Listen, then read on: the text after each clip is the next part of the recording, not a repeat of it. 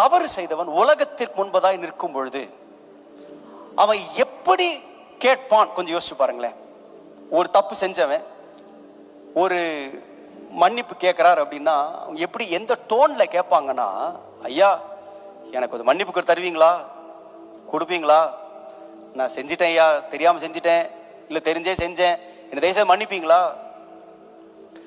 நம்ம பொதுவாக எப்படி கேட்போம் சொன்னா, எனக்கு கிடைக்குமா, எனக்கு கொடுப்பீங்களா. நம்ம பிள்ளைகள் கூட ஏதாவது தப்பு செஞ்சுட்டாங்கன்னு வைங்களேன், நம்ம எப்படி எதிர்பார்க்குறோம் அப்படின்னா, பையன் வந்து ஆமா செஞ்சுட்டேன் மன்னிச்சிருங்க அப்படின்னா, அம்மா மன்னிச்சிருவீங்களாம்மா, மா will you forgive me, English ரொம்ப, can you please forgive me, என்ன தயவுசெய்து மன்னிச்சிருங்களா, இப்படிதாங்க. யாராவது வந்து மன்னிச்சிருங்க மன்னிச்சிருங்க அப்படின்னா நம்மளுக்கு கோவம் தானே வரும். ஆனால் தாவீது பாருங்களேன், ஆண்டவர்கிட்ட போயிட்டு மன்னிச்சிருவீங்களா, ஆண்டவரே தயவுசெய்து விட்டுருவீங்களா, எப்படி சொல்ற, ஆண்டவரே சுத்திகரியும். இது வந்து அகங்காரம் கிடையாது, நல்லா விளங்கி கொள்ளுங்க.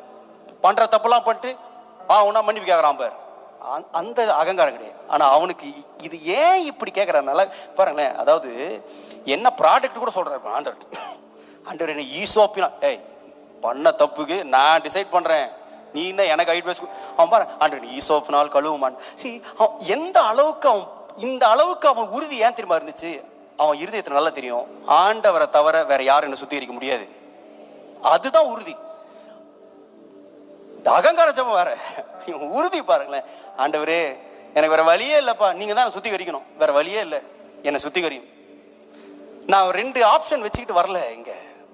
நீங்க வேணாம் முடியாதுன்னு சொல்லிட்டீங்கன்னா நான் அடுத்த ஆள்கிட்ட, எனக்கு ஆப்ஷனே இல்லை ஆண்டவரே. அப்போ அதுதான் உறுதி.